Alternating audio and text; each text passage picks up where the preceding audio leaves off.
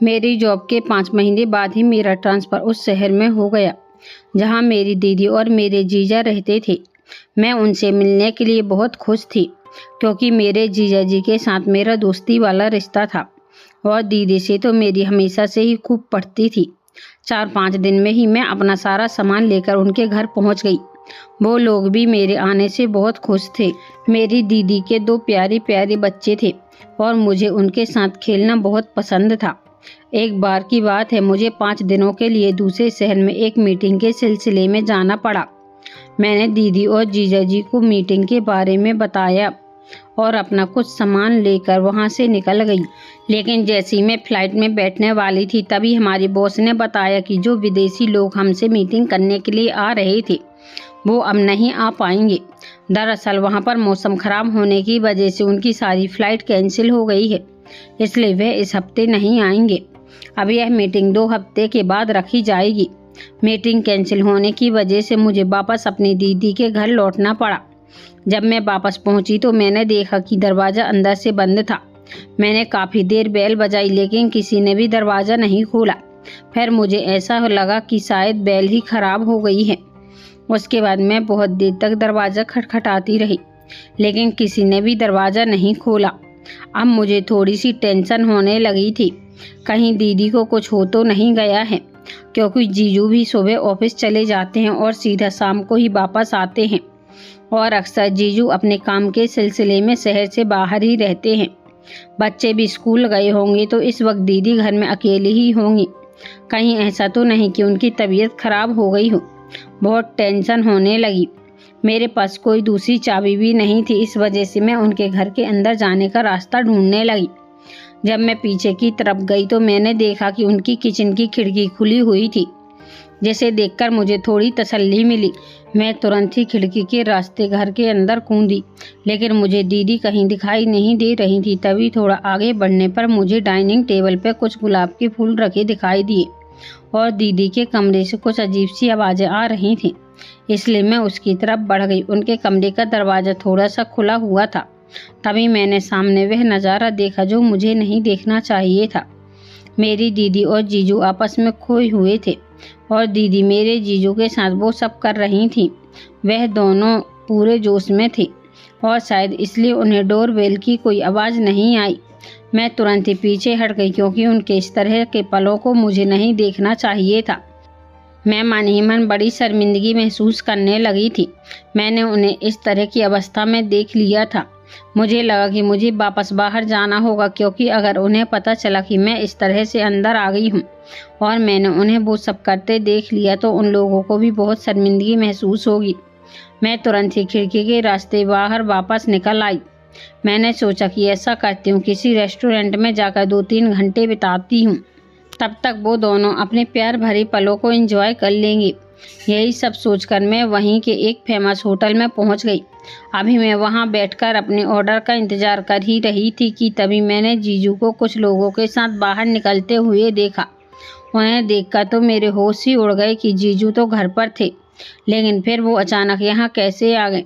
यह मेरे लिए बहुत ही हैरान कर देने वाली बात थी, इसलिए मैं अपने कदमों को रोक नहीं पाई और तुरंत उनके पीछे गई। मैंने उन्हें कई बार आवाज़ दी। मेरी आवाज़ सुनकर वो पीछे पलटे और मुझे वहाँ देखकर वह खुद बुरी तरह से चौंक गए।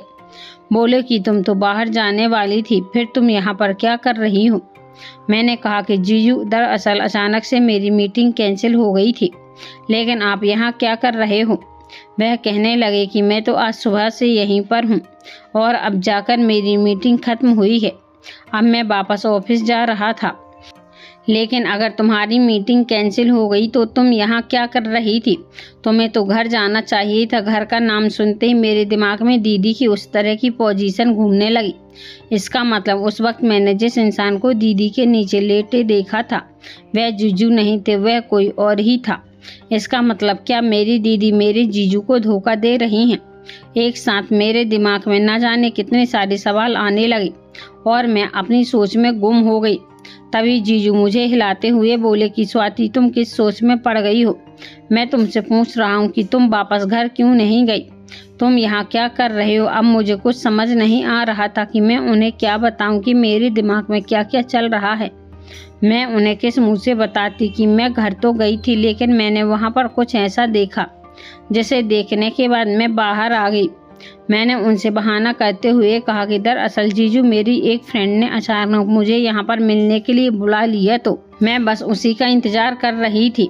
मेरी बात सुनकर जीजू निश्चिंत हुए और बोले कि अच्छा फिर ठीक है, तुम अपनी फ्रेंड से मिलकर सीधा घर चले जाना और अपने ऑफिस जा रहा हूँ। उसके बाद जीजू अपने ऑफिस के लिए निकल गए, लेकिन मेरा तो सर दर्द की वजह से फटा जा रहा था। मुझे कुछ भी समझ नहीं आ रहा था कि आखिर ये सब क्या हो रहा है। मैं तुरंत ही वहां से घर के लिए निकली। इस बार जब मैंने दरवाज़ा खटखटाया तो पहली बार में ही दीदी ने दरवाज़ा खोल दिया। मुझे सामने देखकर दीदी बुरी तरह से चौंक गई और बोली कि तू तो मीटिंग के लिए गई हुई थी, फिर अचानक कैसे आ गई? तो मैंने उनसे कहा कि दरअसल मेरी मीटिंग कैंसिल हो गई थी, बस इसलिए मुझे वापस आना पड़ा। उसके बाद वो मुझसे बिल्कुल नॉर्मल तरीके से बात कर रही थी, जैसे कि मैं हमेशा से करती आई थी। मुझे अभी तक यकीन नहीं हो रहा था कि मैंने दीदी को उस वक्त किसी और के साथ देखा था। मैंने एक बार फिर से खुद को सांत्वना देने के लिए दीदी से पूछा कि क्या जीजू दोपहर को घर वापस आए थे। वो कहने लगी कि तुम्हें तो पता है कि तुम्हारे जीजू ज़्यादातर अपने ऑफिस के सिलसिले में बाहर ही रहते हैं, और जब यहाँ होते हैं तो वह सुबह ऑफिस के लिए निकल जाते हैं और सीधा रात में ही वापस आते हैं। लेकिन तुम यह सब क्यों पूछ रही हो? तो मैं उनसे कहा कि कुछ नहीं, बस ऐसे ही पूछ रही थी। उसके बाद मैं खाना खाकर चुपचाप अपने कमरे में बैठ गई, लेकिन मेरे दिमाग में अभी भी वही दृश्य चल रहा था तो मैंने कुछ घंटे पहले देखा था। दीदी के दोनों बच्चे मेरे साथ खेल रहे थे, लेकिन आज मेरा उनके साथ खेलने का बिल्कुल भी मन नहीं कर रहा था। मुझे बार बार रोना आ रहा था। मेरा दिल कर रहा था कि मैं दीदी से जाकर पूछ लूं आखिर वह यह सब क्यों कर रही हैं। वह अपने ही हाथों से अपने बसे बसाए घर को क्यों उजाड़ना चाह रही हैं। जीजू तो कितने अच्छे हैं, उनकी कितनी कद्र करते हैं, उनके लिए किसी भी चीज़ की कोई कमी नहीं होने देते, तो फिर दीदी उन्हें धोखा क्यों दे रही है। लेकिन मैं उनसे कुछ भी नहीं पूछ सकती थी, क्योंकि मैं पक्के तौर पर नहीं कह सकती थी कि मैंने जो देखा है उसमें कितनी सच्चाई है। मुझे लगा कि अब शायद मुझे इस मामले की तह तक जाना होगा और दीदी पर नज़र रखनी होगी। मैंने उस दिन से दीदी पर ध्यान देना शुरू किया तो मैंने देखा कि रात को जीजू के सोने के बाद दीदी के फ़ोन पर किसी का फ़ोन आता था और वह चुपचाप छत पर जाकर उससे बात करती थी। इससे मुझे यह तो पक्का हो गया था कि वो किसी से बात करती हैं और उनकी ज़िंदगी में कोई दूसरा आदमी भी है। लेकिन वह यह सब क्यों कर रही हैं, मुझे अभी तक समझ नहीं आया था। अभी कुछ ही दिन बीते थे कि मेरे बॉस ने मुझे एक ज़रूरी मीटिंग अटेंड करने के लिए एक बड़े से होटल में भेजा। मैं अपनी मीटिंग ख़त्म करके वहाँ से निकलने ही वाली थी कि तभी मैंने दीदी को होटल के रिसेप्शन पर खड़े हुए देखा। वहाँ पर बात करने के बाद वह ऊपर बने बेडरूम की तरफ चली गई। मैंने चुपके से उनका पीछा किया तो देखा कि वो एक कमरे के अंदर गई हैं। उसके बाद मैं नीचे रिसेप्शन एरिया में उनका इंतज़ार करने लगी। करीब 3 घंटे के बाद वह उस कमरे से बाहर निकली और 5 मिनट के बाद ही उस कमरे से एक आदमी बाहर आया। लेकिन वो आदमी कौन था, इससे पहले मैंने उस आदमी को कभी नहीं देखा था। दीदी को बाहर आता देख मैंने जल्दी से अपना चेहरा ढक लिया। फिर मैंने देखा कि वो आदमी तो वहाँ से चला गया है, लेकिन दीदी अभी भी होटल के बाहर खड़ी थी। मुझे लगा कि न जाने किसका इंतज़ार कर रही हैं। तभी एक टैक्सी उनके सामने आकर रुकी और वह उस टैक्सी में बैठकर कहीं जाने लगी। मैंने भी तुरंत ही एक दूसरी टैक्सी बुलाई और उस टैक्सी को दीदी की टैक्सी का पीछा करने के लिए कहा। मुझे लगा कि शायद दीदी घर जा रही होंगी, लेकिन घर का रास्ता तो पीछे छूट गया था। तो आखिर दीदी कहाँ जा रही थी? अभी हमारी टैक्सी आगे के रास्ते पर बढ़ ही रही थी कि फिर से दीदी की टैक्सी एक दूसरे होटल के पास जाकर रुकी। उसके बाद वह टैक्सी से उतरकर होटल के अंदर चली गई। मैं भी छुपकर उनके पीछे गई। लिफ्ट से होते हुए उस होटल के रूम के अंदर चली गई और उस रूम से ही वह करीब 2 से 3 घंटे के बाद बाहर आई। इस बार वह जिस आदमी के साथ बाहर आई थी उसे देखकर मेरे होश उड़ गए थे, क्योंकि वो आदमी मेरे बड़े भाई राजन का दोस्त था। पर वो इतनी दूर यहाँ पर क्या कर रहा था? दीदी उसे इस होटल के कमरे में चुपचाप मिलने क्यों आई थी? मुझे यह सारा माजरा समझ ही नहीं आ रहा था। वो दोनों एक साथ होटल से बाहर निकले, लेकिन अलग अलग टैक्सी में बैठकर कहीं चले गए। मेरे दिमाग ने काम करना बंद कर दिया था। क्या दीदी एक साथ कई सारे आदमियों के साथ? मैंने अपने आप से कहा कि मैं अपनी बहन के बारे में ऐसा कैसे सोच सकती हूँ। बचपन से लेकर आज तक मैंने अपनी बहन को कभी भी ऐसी कोई हरकत करते नहीं देखा है जिससे मुझे उसके चरित्र पर शक हो। लेकिन फिर आज जो मैं अपनी आंखों से देख रही हूँ वो क्या है? इन सब लोगों के साथ होटल के कमरों में जाकर आखिर क्या कर रही थी? शाम को जब मैं वापस घर आई तो मैंने देखा कि दीदी बहुत ज़्यादा परेशान थी। मैंने उनसे पूछा कि आप इतना परेशान क्यों हो? तो वो कहने लगी कि मैं घर में अकेली रहते रहते बोर हो जाती हूँ।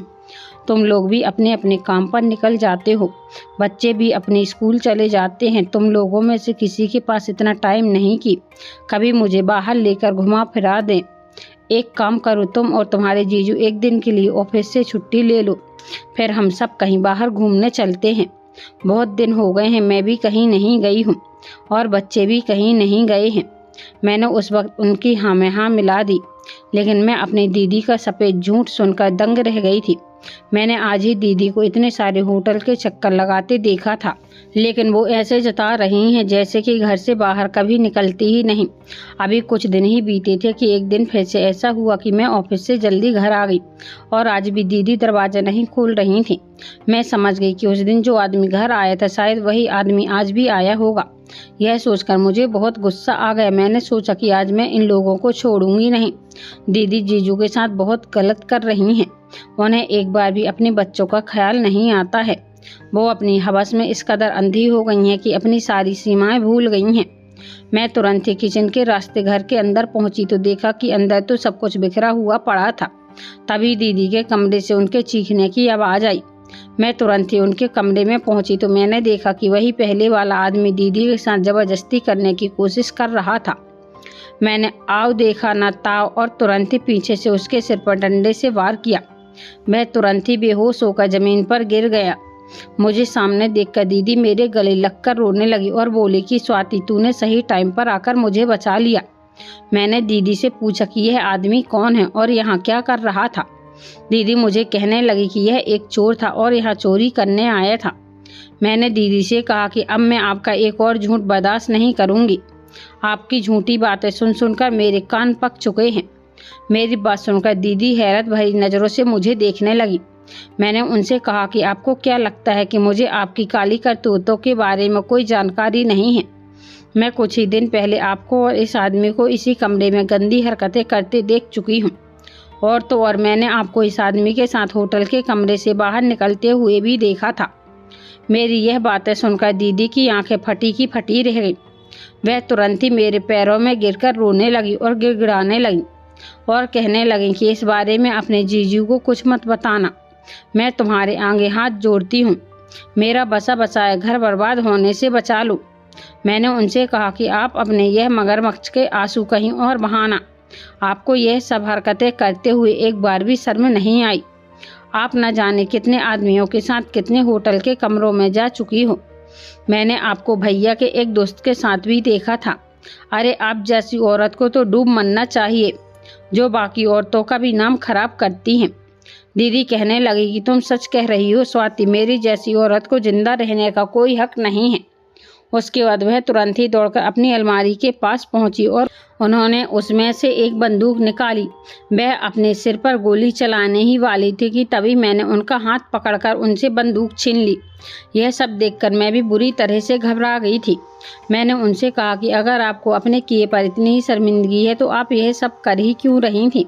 वह कहने लगी कि यह सब मैं अपनी खुशी से नहीं कर रही थी, बल्कि मैं मजबूर थी क्योंकि यह आदमी मुझे ब्लैकमेल कर रहा था। दीदी के मुंह से ब्लैकमेलिंग की बात सुनकर मैं तो दंग रह गई। मैंने दीदी से हैरान होकर पूछा कि आखिर ये आदमी आपको ब्लैकमेल क्यों कर रहा था। दीदी बोली कि आज मैं तुम्हें सब कुछ बताऊंगी, लेकिन वादा करो कि तुम मेरी मदद करोगी। मैं इस जाल में बुरी तरह से फंस चुकी हूँ और अब इससे निकल पाना मेरे अकेले के बस की बात नहीं है। मैंने उनसे कहा कि अगर आप मुझे सब कुछ सच सच बताएंगी तो ही मैं आपकी मदद करूंगी। उसके बाद मैंने और दीदी ने उस आदमी को एक कुर्सी पर अच्छे से बांध दिया और उसके मुंह पर कपड़ा लपेट दिया। मैंने दीदी को पानी पिलाया और उन्हें थोड़ा शांत किया। उसके बाद उन्होंने मेरे सामने अपने अतीत के पन्ने खोलने शुरू किए। जिनके बारे में आज तक कोई नहीं जानता था। दीदी ने कहा कि शादी से पहले जीजू उन्हें बहुत प्यार करते थे। आए दिन कभी डेट पर ले जाते थे तो कभी बाहर घुमाने ले जाते थे, लेकिन बच्चे होने के बाद जीजू ने उन पर ध्यान देना बिल्कुल बंद कर दिया। दीदी ने इस चीज़ की शिकायत कई बार जीजू से की कि वह उन्हें समय नहीं देते हैं, लेकिन जीजू हर बार उन्हें यही जताते थे कि वह उन लोगों के लिए ही तो मेहनत कर रहे हैं और रुपए कमा रहे हैं। दीदी ने उन्हें कई बार समझाने की कोशिश की कि सिर्फ पैसा ही सब कुछ नहीं होता है, पैसे से हर ख्वाहिश पूरी नहीं की जा सकती है। उन्हें जीजू के समय की ज़रूरत है, लेकिन जीजू ये सारी बातें समझने को तैयार ही नहीं थे। इस दौरान माँ की तबीयत खराब हुई तो उन्होंने दीदी को कुछ दिनों के लिए अपने पास बुला लिया, क्योंकि उस वक्त मैं भी कॉलेज में थी और भाभी के पिताजी का देहांत हो जाने के कारण भैया और भाभी भी उनके मायके गए हुए थे, जिस वजह से माँ बिल्कुल अकेली थी। उसके बाद जब दीदी वहां पहुंची तो बच्चों का ध्यान रखने के लिए भैया का दोस्त समीर अक्सर घर आ जाया करता था। ना जाने कैसे, लेकिन उसने दीदी के चेहरे की उदासी को भांप लिया था। उसने धीरे धीरे से दोस्ती करना शुरू कर दिया। दीदी को भी उसका साथ अच्छा लगने लगा था। वह बच्चों का भी बहुत ध्यान रखता था और बच्चे भी उसके साथ बहुत खुश रहते थे। एक तरह से देखा जाए तो जो खुशियाँ और क्वालिटी टाइम दीदी को अपने पति से चाहिए थी, वो सब उनको समीर दे रहा था। इसी बीच जब उन्हें फिर वापस से आना पड़ा तो समीर ने उन्हें प्रपोज कर दिया, जिसे सुनकर वह बुरी तरह से चौंक गई और उन्होंने उसके प्रपोजल के लिए इनकार कर दिया। समीर ने उन्हें समझाने की कोशिश की कि कम से कम हमारे बीच अच्छी दोस्ती तो रह सकती है, लेकिन दीदी ने कहा कि अब मैं तुमसे दोस्ती भी नहीं करना चाहती। और उसके बाद वह वहाँ से वापस जीजू के पास आ गई। लेकिन यहाँ आने के बाद जीजू का अभी भी वही रवैया था। दीदी ने कई तरीके अपनाए जिससे जीजू उन पर ध्यान देना शुरू करें, लेकिन उन्हें तो किसी भी चीज़ से कोई मतलब नहीं था और इधर दीदी को उनका अकेलापन खाए जा रहा था। अब दीदी अपनी रोज़मर्रा की ज़िंदगी से ऊब चुकी थी। उन्हें लगने लगा कि शायद वह धीरे धीरे डिप्रेशन का शिकार हो रही थी। फिर एक दिन अचानक ही उनके पास समीर का फ़ोन आया। उसने सबसे पहले तो अपने उसी दिन की हरकत के लिए माफ़ी मांगी और फिर उसने कहा कि कम से कम हम एक अच्छे दोस्त की तरह तो रह ही सकते हैं। दीदी ने सोचा कि दोस्ती में तो कोई बुराई नहीं है और फिर उस दिन से समीर के साथ उनकी बातचीत शुरू हो गई।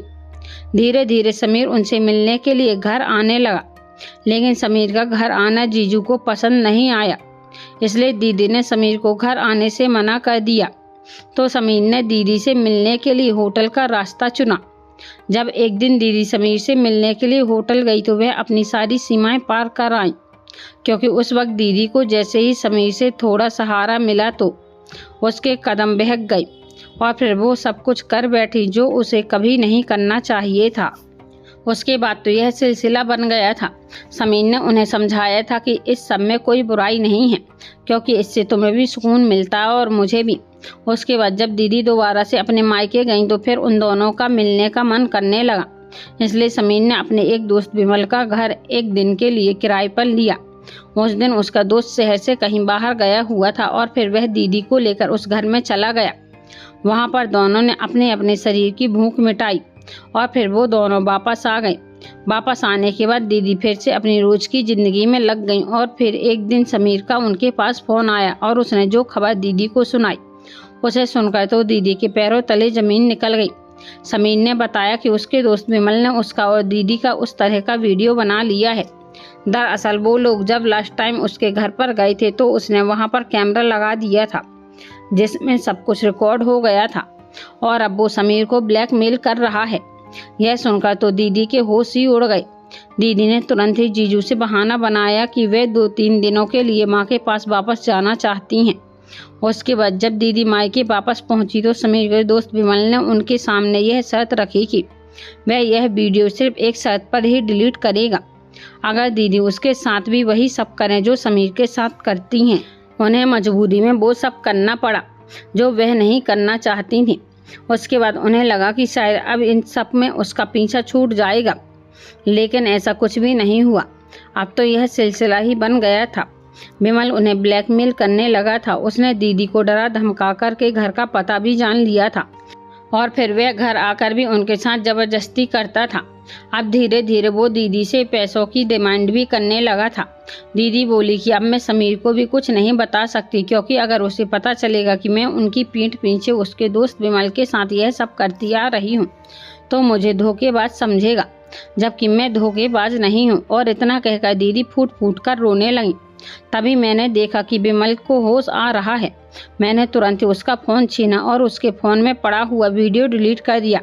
मैंने उससे कहा कि अगर आज के बाद तुम मेरी दीदी के आसपास भी नजर आए तो मैं तेरी शिकायत पुलिस में कर दूंगी। मेरी बात सुनकर वो जोर जोर से हंसने लगा और बोला कि तुम्हें ऐसा क्यों लगता है कि मेरे फ़ोन से वीडियो डिलीट कर देने से तुम्हारी बहन बच जाएगी? अभी भी एक वीडियो तो समीर के फ़ोन में है। उसकी बात सुनकर तो मेरे और दीदी दोनों के होश उड़ गए। दीदी ने कहा कि आखिर तुम कहना क्या चाहते हो? तब विमल ने बताया कि यह सब समीर का ही प्लान था।